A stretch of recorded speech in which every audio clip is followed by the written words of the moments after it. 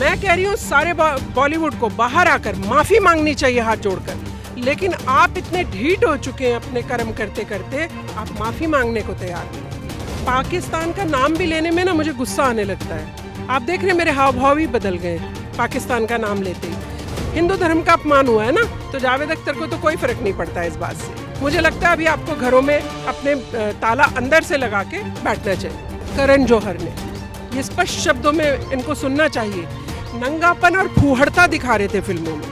एक नल उखाड़ के जो सनी देओल ने उनकी बैंड बजाई थी, हथियारों से बेशक कहीं कम रह जाए किसी से, लेकिन हमारे देश की आर्मी जज्बे से जीत कर आती है अपने। जावेद अख्तर तो मैडम कह रहे हैं कि बायकॉट से कुछ होता जाता नहीं है। वो आमिर खान जो चमचमाते हुए घूमा करते थे, उनका बायकॉट होते ही और फिल्म फ्लॉप होते ही उनका इतना सा मुंह निकल आया। और जावेद अख्तर कभी किसी गंदी बात पर कहीं खड़े नहीं हुए होंगे, लेकिन अगर मुसलमान का कुछ गलत दिखा देते तो सबसे आगे कौन खड़ा नजर आता? जावेद अख्तर खड़े नजर आते। हिंदू धर्म का अपमान हुआ है ना, तो जावेद अख्तर को तो कोई फर्क नहीं पड़ता इस बात से। देश का जो गुस्सा है आपके प्रति, कि जब आपने देखा कि हिंदू धर्म की बेइज्जती हो रही है, आप मूक दर्शक एक्टर बन के काम करते रहे। लेकिन मुसलमान की अगर कोई ऐसा, तो पूरे में मुसलमान भी निकल आए थे, एक्टर भी सारे तैयार हो गए थे कि नहीं जी ये तो बड़ा गलत हो गया। मैं बोल रही हूँ किसी बात पे तख्ती लेकर निकल आते हो, किसी बात पे आपकी तख्ती जेब में चली जाती है। और देश के किसी मुद्दे पर मैंने इनको बोलते नहीं देखा एक्टर्स को। मुसलमान लड़की का होगा तो तख्ती निकल आएगी, ये गलत है ना। तो ये विचार करना होगा ना सारे बॉलीवुड एक्टर्स को।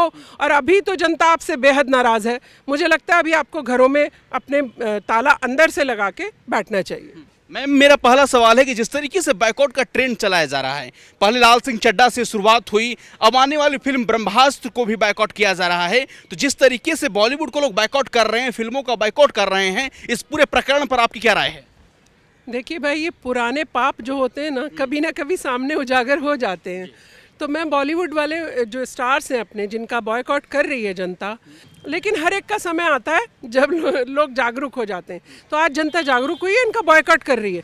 मैं कह रही हूँ सारे बॉलीवुड को बाहर आकर माफ़ी मांगनी चाहिए हाथ जोड़कर, कि आज तक जो हमसे हुआ वो हम माफ़ी चाहते हैं। अब हम नया बॉलीवुड लेकर आएंगे और उसमें कम से कम हिंदू धर्म का अपमान करने की तो हम दिमाग में सोचेंगे भी नहीं, क्योंकि इनको रोटियों के भी लाले पड़ने वाले हैं कुछ दिन बाद। आप देखिएगा, जब इनकी हमने फिल्में देख देख कर इनको अरबोपति बनाया, जो आज आप पर हम इनके ऐशो आराम देखते हैं, और ये जहाँ से निकलते हैं जनता इनके पीछे भागती है, सिर्फ एक नज़र भर ये दिख जाएं।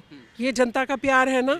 आज भी अगर ये माफ़ी मांग ले, तो मैं इनको बोल रही हूँ, आज भी अगर आप माफ़ी मांग लेंगे तो जनता हमारे देश की इतनी अच्छी है, आपको माफ़ करेगी। लेकिन आप इतने ढीठ हो चुके हैं अपने कर्म करते करते, आप माफ़ी मांगने को तैयार नहीं है। ये झूठा, अभी मैं आमिर खान को देखकर हैरत में थी भाई।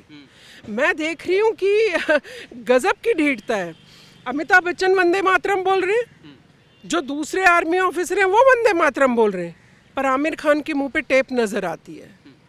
क्यों भाई? आप इस देश की रोटी खाते हैं। परफेक्शनिस्ट हमने बनाया आपको, हमने आपको ये खिताब दिया, भारत की जनता ने, भारत ने आपको ऐसी आलीशान कोठी और बंगलों में बैठाया, और आप भारत के लिए वंदे मातरम नहीं बोल पाते हैं। और फिर उनसे ये सवाल किया तो उन्होंने कहा नहीं शायद मैं तो बोल रहा था, मेरी साइड कैमरा नहीं था। इतनी बेवकूफ़ नहीं है अब जनता, आपको ये सोचना होगा। रणवीर कपूर का एक वीडियो वायरल हो रहा है, जिसमें रणवीर बोल रहे हैं कि I am a big वीफ fan, और वहीं आलिया भट्ट कह रही है कि मुझे नहीं देखना है, मत देखो। इन दोनों की फिल्म अगले फ्राइडे को रिलीज होने वाली है, ब्रह्मास्त्र। तो ब्रह्मास्त्र फिल्म को लेकर क्या कहेंगे? और जिस तरीके से रणवीर कपूर का, हाँ। एक तरफ तो आप हमारे पीछे पड़े हो कि हमारी फिल्म देखने आओ, है ना, और एक तरफ आप कह रहे हो कि मत देखने आओ। तो भाई नहीं देखने आ रहे। और ब्रह्मास्त्र का थोड़ा सा मैंने रिव्यू देखा था, मुझे लगता है कि उसमें भी कुछ गड़बड़ है, गाने में भी, उसमें भी कुछ ऐसे ही इन्होंने धर्म का नाम लेके और कुछ अश्लीलता कर रखी है। करण जौहर वाला गैंग जो है, इन्होंने इसी तरफ इसी दिशा में लेकर गए, नंगेपन को, भद्देपन को, और लड़कियों को जो आप और हम सशक्तिकरण कहते हैं, सशक्त करने के नाम पर कि ये सशक्तिकरण है। नंगा होना कोई सशक्तिकरण नहीं हो सकता। इनकी फिल्म अगर वहाँ से भी स्टार्ट होगी तो ख़त्म वहीं आवारागर्दी पर ही होगी। लेकिन इनको सबक सिखाना बेहद ज़रूरी है। ये स्पष्ट शब्दों में इनको सुनना चाहिए। नंगापन और फूहड़ता दिखा रहे थे फिल्मों में।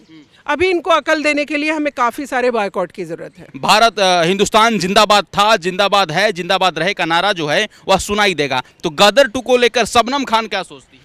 देखिए, पाकिस्तान को जब भी नेस्त नाबूद होने की तरफ देखते हैं दिल खुशी से, जैसे अभी हारा तो जितनी खुशी मतलब मिली, शायद किसी और के हारने पर इतनी खुशी ना मिलती जितनी खुशी इसके हारने पर मिलती है। इसलिए इससे सख्त नफरत है मुझे। पाकिस्तान का नाम भी लेने में ना मुझे गुस्सा आने लगता है। आप देख रहे हैं मेरे हाव भाव ही बदल गए पाकिस्तान का नाम लेते ही। तो मैं तो इसको पाकिस्तान बोलती हूँ, जिसके एक एक व्यक्ति के मन में भी पाप भरा हुआ है। वो हिंदुस्तानियों से कभी प्यार नहीं करते हैं ना, उन्होंने हमेशा हमारी पीठ में छुरा भी घोंपा है। तो मैं बोल रही हूँ, गदर 2 में जो हमने देखा था, एक नल उखाड़ के जो सनी देओल ने उनकी बैंड बजाई थी, वो फिल्मी ही सही, बात इसकी नहीं है। कहते हैं वो तो फिल्मों में उखाड़ा है। अरे यही जज्बा तो हमारे एक एक बच्चे के अंदर आता है, फिर यही जज्बा तो हमारे अंदर, हमारी रगों में दौड़ता है। हमारे भारत की क्या ताकत है, हथियारों से बेशक कहीं कम रह जाए किसी से, लेकिन हमारे देश की आर्मी जज्बे से जीत कर आती है अपने। हमारा जब भारत का एक नारा लगता है ना, जय हिंद वंदे मातरम, हम तभी हरा देते हैं उनको। तो मैं ये बोलती हूँ हमेशा, इसीलिए मैं गदर 2 को कहती हूँ सुपर हिट होगी।